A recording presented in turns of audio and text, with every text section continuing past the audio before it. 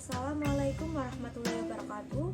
Perkenalkan, nama saya Fadila Marsamalinda dari 11 MIPA 7 Prestasi 12. Di sini saya akan menerangkan bagaimana Jepang bisa masuk ke Indonesia.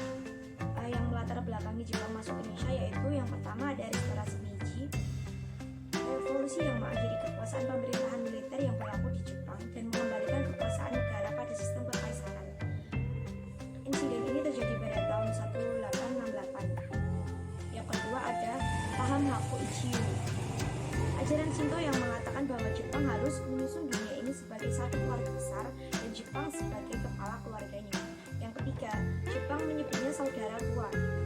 Demi mencapai ambisinya, Jepang membangun perasaan persaudaraan Asia. Jepang menyebut dirinya saudara tua, mempropagandakan perang Pasifik sebagai perang Asia Timur Raya.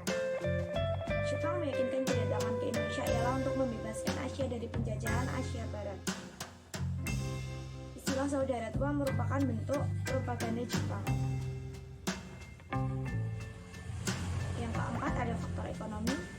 Restorasi Meiji berhasil menjadikan Jepang sebagai negara industri terbesar di Asia. Persoalan Jepang tentang keterbatasan bahan-bahan industri serta makanan pokok mendorong Jepang untuk melakukan perluasan wilayah ke beberapa negara, salah satunya ke Indonesia. Jepang menyerbu Indonesia karena untuk mendapatkan sumber daya alam seperti minyak tanah, timah, karet, kina, dan bahan lapis baja. Yang kelima adalah keberhasilan Jepang dalam militer. Jepang yang memodernkan pemerintahan dan militernya berhasil mengalahkan dua negara raksasa yaitu Cina dan Rusia. Dalam Perang Dunia Kedua, Jepang ingin membangun imperium di Asia. Jepang menganggap Amerika Serikat sebagai penghalang utama. Karena itu, sebelum menyerbu Asia, Jepang akan melumpuhkan armada Amerika Serikat. Pada tanggal 8 Desember 1941, pangkalan Amerika Serikat di Pulau Hawaii diserang tiba-tiba oleh Jepang. Sebagian besar armada Amerika Serikat dihancurkan.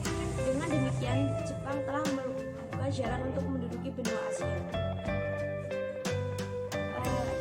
Yang kedua ada usaha-usaha yang dilakukan Jepang sebelum datang ke Indonesia.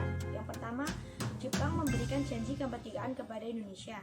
Yang kedua, Jepang melakukan pelanggaran terhadap penggunaan bahasa Belanda, lalu rakyat Indonesia diperbolehkan menggunakan bahasa Indonesia. Yang ketiga, membiarkan bendera Indonesia berkibar. Keempat, mengizinkan rakyat Indonesia menyanyikan lagu kebangsaannya.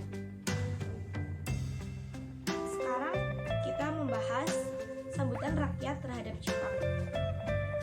Jepang disambut gembira oleh rakyat Indonesia karena Jepang menjanjikan kemerdekaan Indonesia dan Jepang melakukan propaganda untuk menggalang dukungan rakyat. Sekarang, mengapa pemimpin Indonesia terkesan membantu Jepang? Karena Insinyur Soekarno mendukung Jepang dan membantu tentara Jepang untuk berperang melawan negara Amerika Serikat dan Inggris. Kita bisa simak video berikut ini. Kedatangan Jepang di Indonesia pada awalnya disambut dengan senang hati oleh rakyat Indonesia. Jepang dielu-elukan sebagai saudara tua yang dipandang dapat membebaskan bangsa Indonesia dari kekuasaan Belanda. Sekian video pembelajaran dari saya. Wassalamualaikum warahmatullahi wabarakatuh.